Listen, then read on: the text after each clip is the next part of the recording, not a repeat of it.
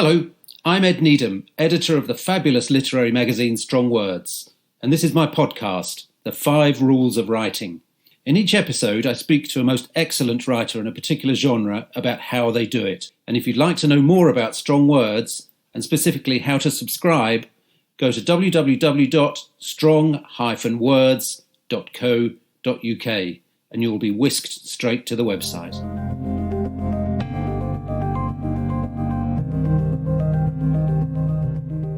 Hello and welcome to the 5 Rules of Writing, brought to you by Strong Words magazine. This is a podcast where I talk to writers about the 5 things they know to be true in writing, whatever it is that they write for a living. So whether they spend their days writing histories of the great Spartan kings or novels set in a plastic cutlery factory, there are some aspects of their work that are absolutely non-negotiable. Today, I'm delighted to welcome an author who has a very clear speciality. He writes about the making of classic movies in extravagant detail and depth. His previous books include The Making of Performance and The Making of the Deer Hunter, and coming up later this year is The Making of Trainspotting. But his most recent publication has been The Making of Raging Bull, the 1980 Martin Scorsese movie about the life of Jake LaMotta, starring Robert De Niro, Joe Pesci, and Kathy Moriarty. Now, his MO seems to be to get close to the protagonists, director, actors, producers, whoever has a story to tell, and extract every last telling detail.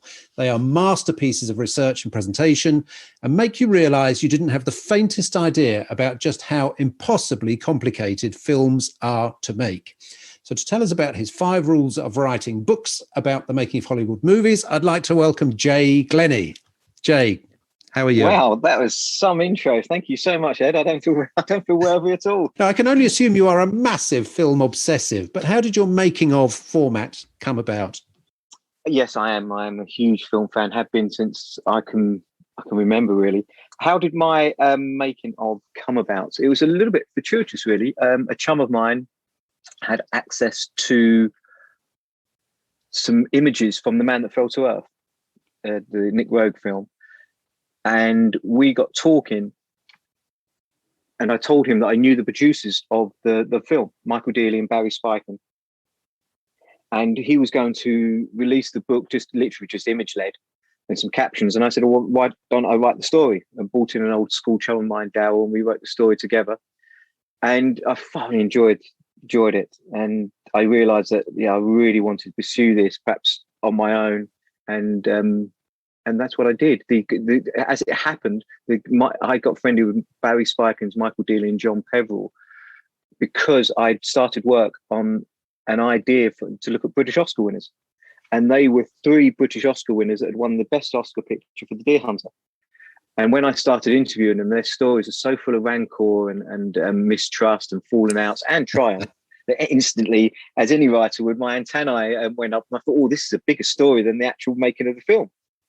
And I started to approach few cast, but mainly crew members.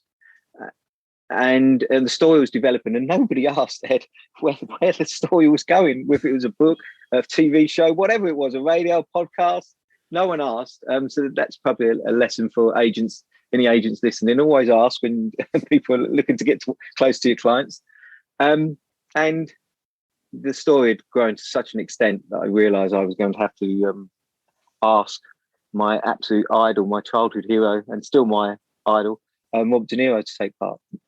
And I sent the email off, and it came back. And I can still remember when the email came back, I looked at the screen and went, really? And because he said yes, these 2 were going to ring you. Yeah. I mean, I'm very taken with this, this idea that movies are produced from great and often terrifying conflict. And, before I started reading your books, I always wondered, what on earth do all those people on the film credits do? And after reading your books, my opinion is very different. I now think, how on earth does any film ever get made? I mean, one constant theme of your books is the complexity of the process, right? Yes, yeah, for sure. That's always been the argument against the auteur statement. I mean, there couldn't be less of an auteur art than a film. You need thousands, hundreds and hundreds of people to make a film. And I think that's really what I like doing. Obviously, if you're going to do a book about Raging Bull, about Deer Hunter, you need Robert De Niro on board. You'd love Martin Scorsese on board, and you're absolutely desperate that Joe Pesci says yes.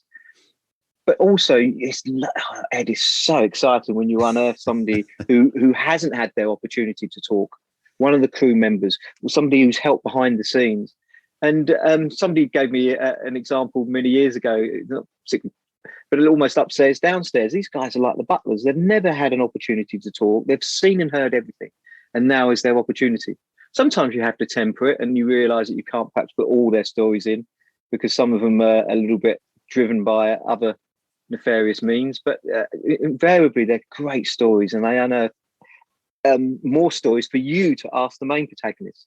Right. I mean, one of my great beliefs is that in upstairs, downstairs stories, it's always the people downstairs who know what's going on. You know, they see both sides of it, whereas the upstairs people only see the upstairs bit. And one of the things about Raging Bull I like is the making of Raging Bull is there's two characters. One is John Turturro, who's obviously a big star now. But his friend, that was their big break, right? Getting into that. They were cast as extras originally, and then they were called in to, one of them got a line, and it just kind of, but it was the most exciting thing that had ever happened to them. And the story that they tell is really thrilling. Yes. And as they were telling it to me, it's very much like the King of Comedy. They were a precursor to the King of Comedy. Just for the listeners to, without spoiling too much of the book, I'd found an article with John Turturro, and he mentioned that he was an extra on Raging Bull. So instantly I had to track down John. And his dear chum, was a guy called Mike Badalucco. And they were at the theatre school together. Mike was a year or so older, but they were Italian-American, so they really bonded instantly. And Mike had joined a small theatre company. And he had a non-speaking role as the referee in a guitar boxing match, which I go figure. And he made it his own. But he was also finding work as a prop man, and he was working on a Woody Allen film. And he had got some work on the Woody Allen film. But then word came back from one of the cast members that Robert De Niro was going to come down to see their show with Sis Corman, the famed casting director. And John had taken over the non-speaking refereeing role. So Mike said, "You better believe I'm getting my ass back there, John. I'm performing in front of Robert De Niro." So John sort of put on a tight Italian top with t-shirt, which was like a tank top for English listeners. As he said, he was quite fit in those days. And they just made an impression on Bob. And the next day, somehow or the other, Mike said, to this day, I don't know how, they tracked me down at my parents' home and said, "Look, Robert De Niro, I'd like you to come along to Sis Corman's office with Martin Scorsese. He's doing a film on Raging Bull and he'd like you audition."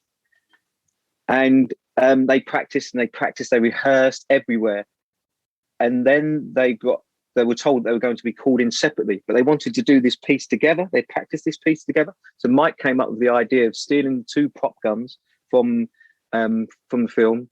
He was working on the Woody Allen film, wrapping them in towels, putting them in a bag. And if they weren't allowed, they were going to take Scorsese and De Niro hostage until they'd done their piece. And as they were telling me these stories, and it was just this coming alive. And I just wanted to bring that across in the book. And when I told Bob had no idea. And he was laughing along as I was telling them. He just couldn't believe that anybody would be that bloody stupid. But John said, "Jay, I'm going to put it out there. I'm putting it out there that I was, even though I was younger than Mike, there's no way I was taking in the guns. I was not taking in the guns." And they didn't take in the guns. But they're the stories that prop up the film to me. These two guys, but it also shows to me just how Bob is across his films. They were only ever really going to be extras in Raging Bull, and there he was going along to see them in a stage play. Just remarkable, his attention to detail. From Strong Words magazine, these are the 5 rules of writing.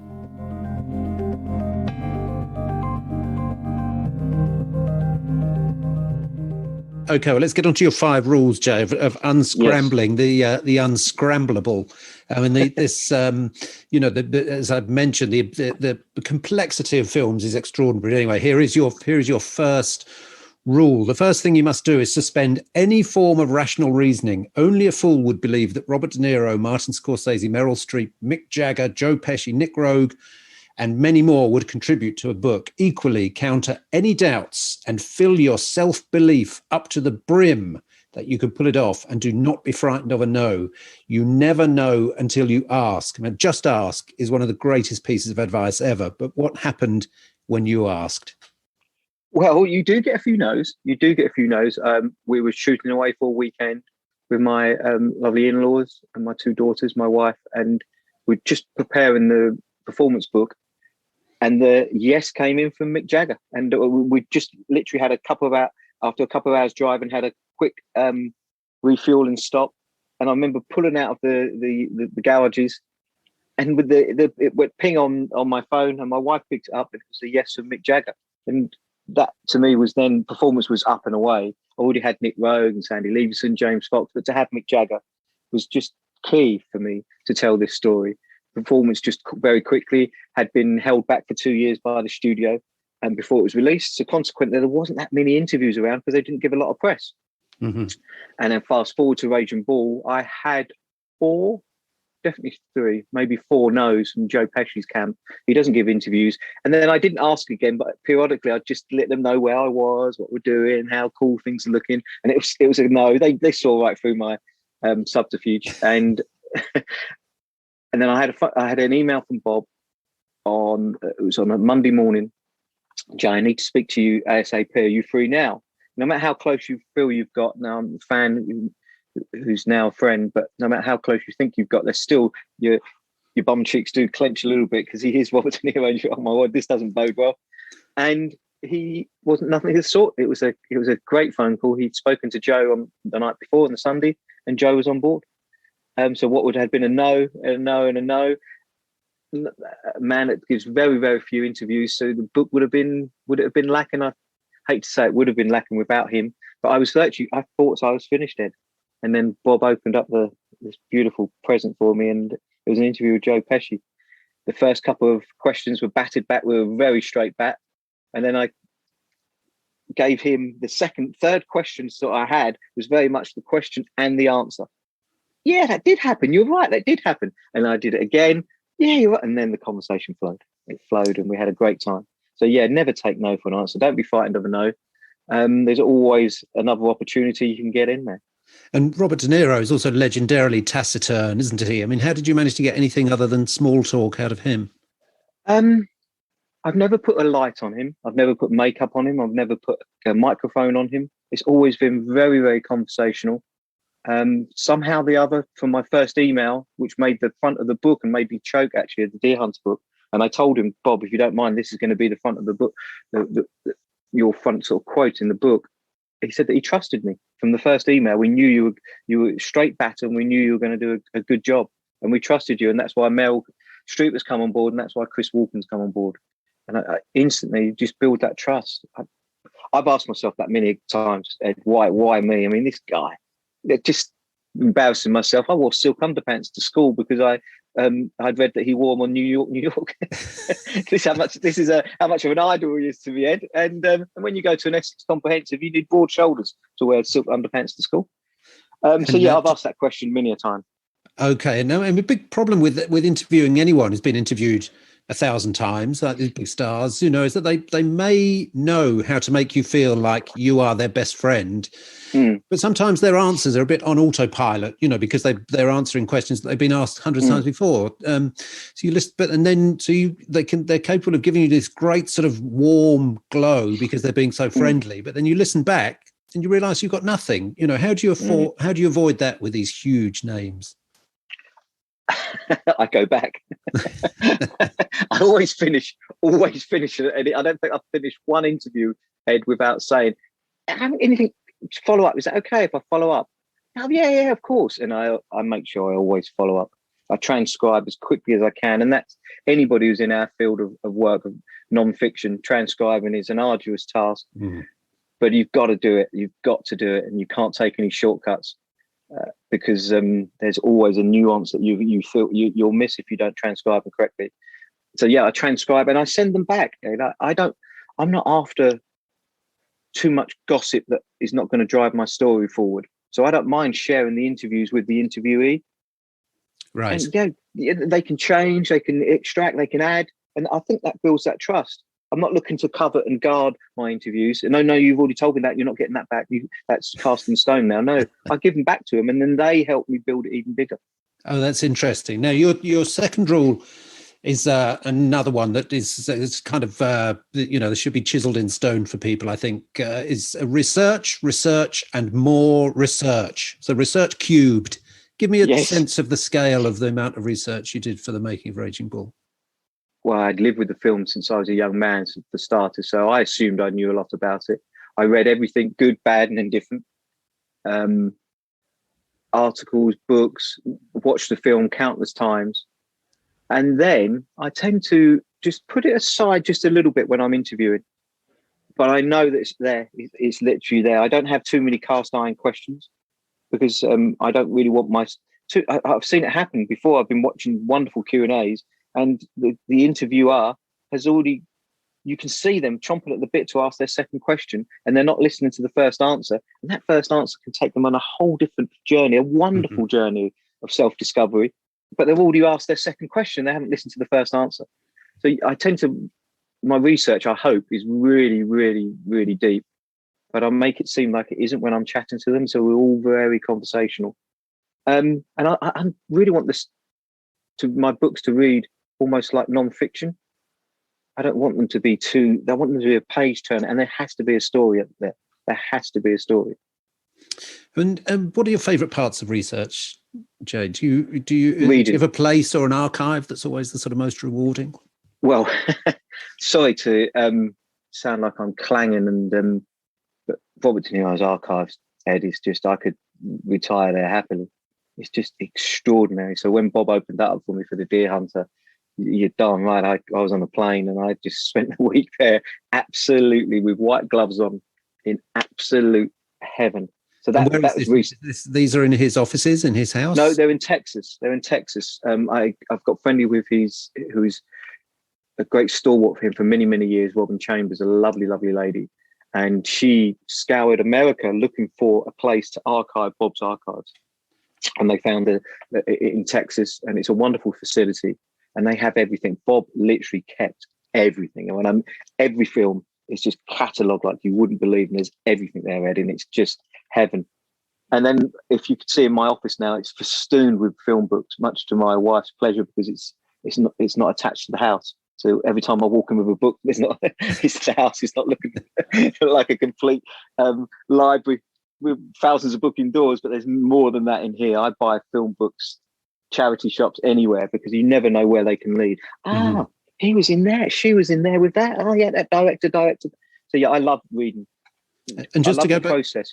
Just to go back to Robert De Niro's archives, then what do you find in there? This is some big sort of anonymous warehouse, is it? That's then full of. No, it's the University of Texas, the Harry Ransom Center. Oh, okay. And lots of Paul Schrader's in there, which is quite fortuitous because we worked obviously on Raging Bull, which Paul wrote the screenplay for, but Bob and I spoke a couple of weeks ago, and we're looking to work on Taxi Driver. So I've started my evenings now. I already started interviewing the American people in Taxi Driver. So they're obviously, their time difference means that my evenings are taken up now. Taxi Driver interviews. But yeah, so Paul's are there as well. But there's everything. I mean, Bob literally kept everything. There's screenplays, there's research, there's costumes, there's interviews, there's everything to do. And they're catalogued in every film. So for me, I can just sit, I know I need Raging Bull, and I dive into them. I've got access to them on my PC, and I can find what we need and when we need it. One of the things you mentioned in the book is Robert De Niro's taking the reviews of the film when the film came out and annotating them, kind of going through point by point and putting his own doing his own critique of the critics. That's right. Yes, the famed Pauline Kael. Yes, he. I just think that's we had a Zoom. The downside to Raging Bull was there was a plus and there was a minus. The plus was that nobody could say they were on location, so couldn't afford the time to talk to me because it was written during a pandemic. So I knew that everybody was going to be locked indoors. The downside to that, I didn't have one face-to-face interview. It was all on Zoom. It was all on FaceTime. It was all on the phone. and then followed up emails and that. But Bob and I had a Zoom call, one of them, and it was over 2.5 hours going at every word in the book. Every word in the book. Would go back to my transcribing. I'd put a couple of words into Bob's mouth that were my words and not his. And he picked them up instantly. He said, Jay, I'm sounding like an English gentleman. I would never say delightful. I would never say delighted. I would never say fantastic. And he was laughing as he said, Jay, that's you talking. That's not me. I wouldn't say that. Ah, sorry, Bob. And then I'd have to cross out and delighted. Because you couldn't imagine Robert De Niro saying that's delightful, could you? Very good. Now, your third rule, Joe, you kind of sort of hinted at this before. You said, do your research, but don't lock in your narrative. Be willing to go on a journey with your contributors. See where their stories take you. Like a great film, be willing to be surprised. So which of your interviewees or research expeditions have proved the biggest surprises in this sense? Oh my word. That's a great question, Ed. I wish you'd given me the questions before we started. So many of them. Once again, a quick apology that I'm just clanging away, name dropping, but these people, Meryl Streep was just the most easiest, delightful interview you'll ever do. From literally, as soon as she got the okay from Bob, she opened up like an interviewee I've never, ever had. I didn't work. I just sat there and listened, dropped a few questions in, and we laughed and joked, and it was brilliant. And she took me on some wonderful journeys because she was living with the wonderful John Cazale at the time during The Deer Hunter. And it transpired that John was sadly dying of cancer during the film. And obviously from a producer's perspective, they were made to feel like the villains, but they had to try and find insurance for them. And you can't find insurance for somebody who literally only had months to live. Mm-hmm. So Bob paid the insurance. He never told me that. Meryl told me that. Bob paid his insurance premium so he could be in the film. I mean, when somebody tells you that, you shivered. She was shivering as you could see she was. It was a wonderful moment, quite emotional. I knew I had to ask her about John. He was, one of the greatest actors that ever lived, starred in 5 films, and all of them were nominated for Best Picture. But because obviously it was a relationship that she held very dear, and he died within months of, he never saw The Deer Hunter being released, sadly. Mm-hmm. But to chat to Meryl Streep, who's never contributed to a book before, was wonderful. Really, really wonderful. Do some of these people, the people at the very top of the sort of acting business, does it get to the point where they kind of haven't been interviewed for a long time because they've kind of passed beyond that? I don't know. When you're starting out, you'll do anything, anything for press, anything for attention, and then it sort of gets to the point where they're just used to saying no, I don't want to do that anymore, and they're allowed to get away with it. Is it? Do they actually? I think so. Enjoy being. Yes. Well, I think they pleasure. do. I haven't. I can honestly say I haven't had any. Like, I've got off the phone. I thought, whew, that was. Oh, I haven't enjoyed that. And I think purely because I'm only centered on that particular focus, and I'm centered on a film that was 30, 40 years hence. I don't know who in the listeners have ever been to a press conference for a film. You get 5 minutes to talk to an actor, director, and it's literally, that you've only got 5 minutes, so you have to have 3 questions, and they have to be quite coherent because you need to write a piece about it. And invariably, they're the same questions that the previous person's asked, and the next person's going to ask, and you can see the boredom across their face as you walk in the room. You can see it. They're only human after all, and they know they're going to be asked the same question. And so I think that's probably why celebrity stars get a raw deal, because they're on the traipsing around the world promoting a film, being asked the same question time and time again. I'm talking about a film that was made 30, 40 years hence. And one of the great details that leapt out, your book is full of absolutely fabulous details. There's not a page that goes by without being sort of packed with amazing, details and trivia and things that people didn't know. But one of the most memorable I found was that Martin Scorsese had absolutely no interest in boxing or sport of any kind. Couldn't stand it. How did you come across that? Or was that one of the first things he was most eager to? He did. He was eager to tell me. Bob said much the same. That's why it's always, Raging Bull is always considered the greatest film in the 80s. But for me, it's a 70s film. when it was Bob first wanted to make it in 1974, and it has that auteur 70s vibe about it.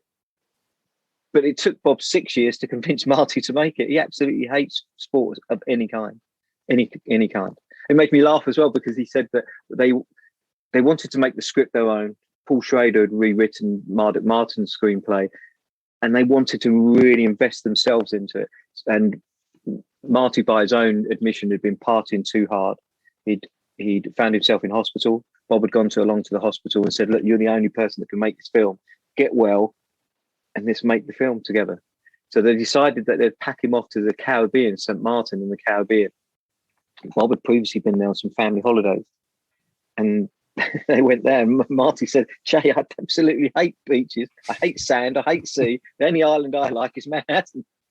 And here I was. Bob would be up every morning, running along the beach, taking in the sun, and I'll be sitting there. What the hell's going on? There's this stupid little umbrella, and I'm sitting there underneath this umbrella, absolutely. But he said that the love that came across of it was because they had that focus. There was no TV. There was nothing. That all they had was literally the focus on the screenplay. So it was the best thing that ever happened. But yeah, as much as he hates sports, I found out he actually hates sea, sand, and sun. Very good. Now, number 4, you say you have to foster a safe environment for contributors to open up. Don't look to trip them up with a hidden agenda. You say you're in a fortunate position that you've set up Coattails, your publishing company, without any agenda. We're not looking for sensational headlines. We are just looking to pay homage to the films we love. How do you make them feel safe, Jay? But purely because of what I just said, because of on that one, because we haven't got a hidden agenda. I interviewed a very, very, very senior film person for both of the books, the Niro books. And I'm going back to interview him again, actually, for Taxi Driver. He's played a role in all 3 of them, which came up in my research and I didn't know initially. And so I'm not going to name his name, and I'm not going to name the writer's name that he contributed to the book to, but his contribution to the writer's book wasn't in the book because it didn't fit his narrative that he went in with. It was very sort of drug narrative. And Mike didn't talk about that. He'd never seen it. He was talking about other things, and consequently, his piece of the story he's not in the book because it didn't fit with the writer's narrative that he had. I mean, it's interesting you say also that you show people what you've written. I've never heard of that before because one of the problems I find is that even if you're being very nice and positive to people, and Strong Words is a magazine which is always positive to people, I'm not interested in slagging people off at all. But even when you're being nice to people, often they'll still find something to complain about when they read their comments or read themselves being interviewed. And the very worst people for this are journalists. It's quite bizarre that people who spend their lives interviewing others and printing their remarks cannot stand seeing their own remarks, on paper. It really freaks them out. Do you find this with film people as well? Yeah. Well, let me clarify that. I don't give all the interviews back to everybody. I'm talking about the headliners just to make them feel safe. Yeah, so I don't always give every interview back, but to me, I've found nothing but joy by doing it because I know that I'm going to get a second interview. We'd go over what we've said before. And touch wood, maybe I'm very, very fortunate, Ed, but I haven't once been censored. The fear is obviously that you're going to give it back to him and be censored. I haven't once been censored. I mean, Bob is key for that. He always said, okay, is that how they remember it? Okay, well, no, that's fine. If that's how they remember it, that's fine. But that's what they said. Yeah, Bob, that's exactly what they said. Oh, okay. Oh, yeah, you have used and then here that just triggered a memory for Bob. So yeah, I haven't been censored. Maybe I'd have a different view if I'd naively done that at the very beginning and people were pulling it apart and what I'd given them was this beautiful interview and it pared down to next to nothing. But I haven't had that happen. Okay. Now, another problem with allowing people to open up is that you can't always shut them down again. And it's not quantity that you're looking for, right? It's quality. How do you keep people on the right track? Perhaps I haven't really learnt that lesson yet, Ed. Perhaps I'm not experienced enough. I just let them talk. And then the downside to that is that the transcribing can take hours. And I mean hours. And now I do it all on my iPhone, other phones available. But previously, I used to do it on a little dictaphone machine, and it wasn't until my wife said, "Hey, I'd have all these little tapes, and I've got hundreds of them, rewinding, and then pausing, rewinding, pausing." But now, obviously, I can. It's all on my phone. I can send it to my PC, and it's much easier.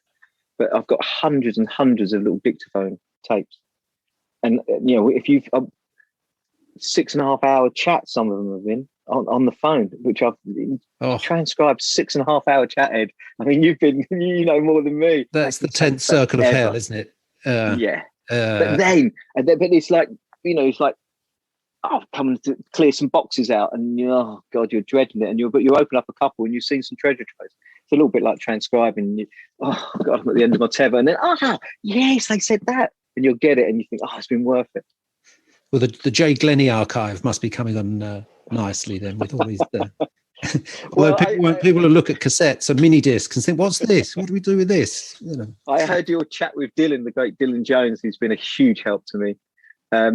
He said that the one thing he'd love to learn was to shut up. And you do find yourself, you're so involved and invested in the conversation, you can feel yourself chatting away, and they're chatting and you're chatting, and you feel, shut up, just shut up, I want to listen to them. And yes, there's in that, I don't know if you know the Robert Caro book, Working, where he describes his life in writing, and he used to be a reporter for Newsday, the Long Island newspaper. Yes. And where every time he went to interview someone, on his notes, his page of questions, at the top he wrote SU, which stood for shut up, to remind himself to stay out and let the other person speak. Sorry, Ed, what was that book again? It's Robert Caro, Caro, and it's called Working. So he wrote those monster, the enormous book about Robert Moses, and then the books about LBJ. Lovely. Working is a book I highly, highly recommend. It's a sort of mini autobiography, and he writes about his writing process. So it's about being a journalist and then about writing biography.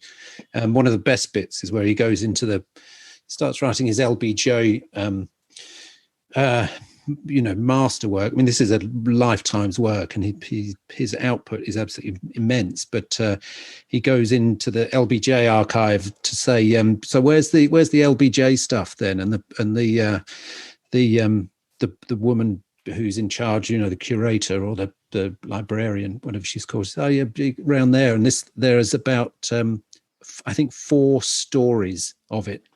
4 levels, something like 30 million documents, and he was expecting a couple of filing cabinets, and it's an entire building of material. It's a fantastic book. Anyway, I hugely recommend that. But let's get on to number 5. Now, number 5, you say your rule is to remove yourself from the retelling of the making of these films. You say, I've always been much more interested in reading the thoughts of my idols and those who are actually there, as opposed to a writer taking centre stage. Is that a tough job, fading into the background, being as you're such a fan? No, I haven't found it easy. I always deeply frustrated running into a newsagent as a younger guy and picking up a magazine with a favourite on the cover and rushing home with the magazine, opening up the magazine, and the piece that I'd been looking forward to had hardly anything of the person that I was interested in. It was all the writer pontificating. Yes. And I've never been a huge fan of that. There's far more talented people than me that are better than that field, but I've never been a huge fan of reading that myself. I'd much rather, if they can take me on this journey with the people that were there, that to me is so much more interesting. And some of these people you write about, I mean, they're giant egomaniacs as well, right? I mean, they are fantastically interesting, but Hollywood is an industry that fuels the ego like no other. How can you be sure that these people are credible sources, and not just putting themselves at the middle of things and taking credit for things that they didn't do, especially given this absolutely tortuous gestation process that all movies go through? Yes, you do. I think that just comes with you can just sniff out the ball there, Ed. You just can. And you think, hang on a minute, that wasn't what 5 people have told me that happened, and you're the only one telling me that this happened. So my role is not to dilute that a little bit. If I can see there's an axe to grind. There was a few things that I did with The Deer Hunter. I don't know how well versed you are, the director Michael Cimino, but who's had a very sort of volatile career. And there was, before I'd literally completed the book, my memory of all the interviews was it was get a little bit of a Michael Cimino diatribe. So I got in contact with Jeff Bridges purely because I wanted to speak to him, but more importantly than that, joking aside, I knew he had a huge love for Michael Cimino. So I got in touch with Jeff to talk to me, and so he could write the afterword. But in the event, I'm glad I did, and he gave me a beautiful, it was just a cracking interview. So much fun, just as you'd want the dude to be. Jeff Bridges is driving down the freeway on the way to the Oscars. The year he was nominated for, I can't remember, Best Supporting Actor. I can't remember which one it was now. And he was doing a gig because he sings in a band. He was doing a gig the night before, and it was literally a dude. Hi, Jeff Bridges. Like I was expecting a call from another Jeff at that particular time. He was just brilliant. But the reason I got him involved, because there was this diatribe a little bit. The crew really, really didn't like Michael Cimino. And I put that to Bob, and he said he just had this sort of volatility about him, and he didn't really handle his success that well. He couldn't handle his success. He'd come from the ad world in New York, and it was very much his word was go, and you can't really be like that on a film set. You really can't. I know we all know the Harvey Weinstein sort of styles stories, but you can't really to get the best out of people. So there was that. There was a few people there with an axe to grind, and that wasn't the book that I was writing. So I censored them at that stage. I took some of their stuff out. It wasn't relevant to my story, not the story I was telling. And I was very lucky as well, because Michael sadly had passed, but his lady that had worked for him and been his partner for so many years, right from the very beginning, they met in the ad game, was a lady called Joanne Corelli. And she'd never, ever, ever given an interview. When I say she'd never given an interview, I really mean that. There was a tiny little snippet that I found, and we spoke 7 times on the phone for an hour, a couple of hours, and she wouldn't let me record any of them. I lie. It was 6 times, and on the 7th time, I said, "Joanne, you must trust me by now. I've sent you the performance book. You must trust me that what I'm about, Bob. Everybody's trusted me. Please, can I just press record?" And we did, and we got on. We'd already got on really well. And she opened up Michael's archives, and some of the untruths that had been said about Michael, I could then nip in the bud, because the truth was actually there. So that was thrilling. Okay. Now, Phil, you've very much answered this next one, but so I might have to ask you who your number 2 is. But in writing these books, rubbing shoulders with legends, I was going to say, who has given you the biggest thrills? I assume you're going to say Robert De Niro has given you the biggest thrill. So was it Robert De Niro? And who else has given you and just filled you with pleasure by, being in their presence? Sorry, Ed, but yeah, it's Robert De Niro.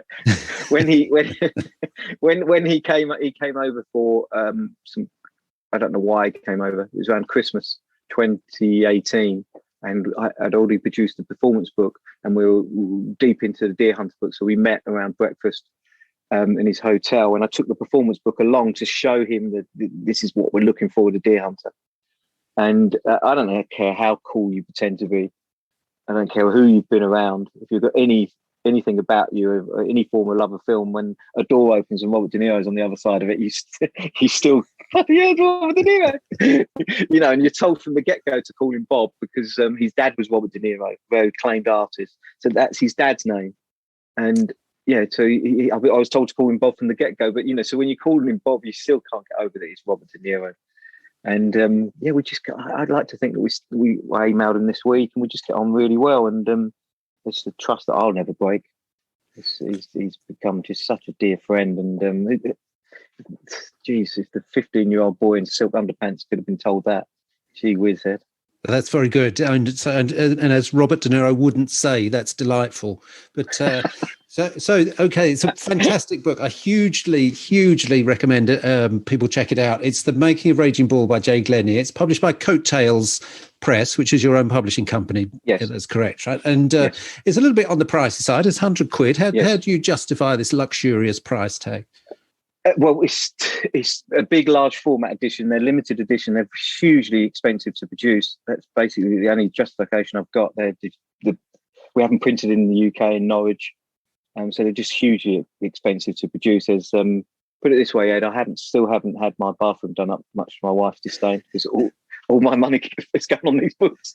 Well, I mean, they were folly. They were folly. Well, I'm all in favour of the supreme folly, but I mean, and they're worth every penny. You know, it is a labour of love. They're magnificently well produced. The photography is excellent. The writing is superb, and it's a book that just keeps on giving and will for several years to come, I think. And what's the best way to buy it, Jay? How should people? Via Coattails Publications online.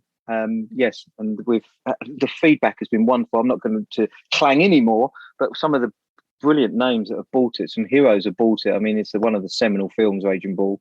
So yeah, it's been wonderful when their name pops into the inbox and they've just bought your book. So yeah, fantastic. So anyone buying this will be in the company of legends. That's super. Jay, thank you. Thank you so much for talking to me. It's been a real pleasure. And you, Ed, and thank you so much for the magazine, Ed. It really is. I mean that. You've been bigging me up for the last hour. Your magazine is a treasure trove. Seriously, every month, absolutely read it from front to cover. Really thank you. Brilliant. Jay, thanks, you're Ed. welcome. Pleasure to talk to you. From Strong Words magazine, these are the 5 rules of writing.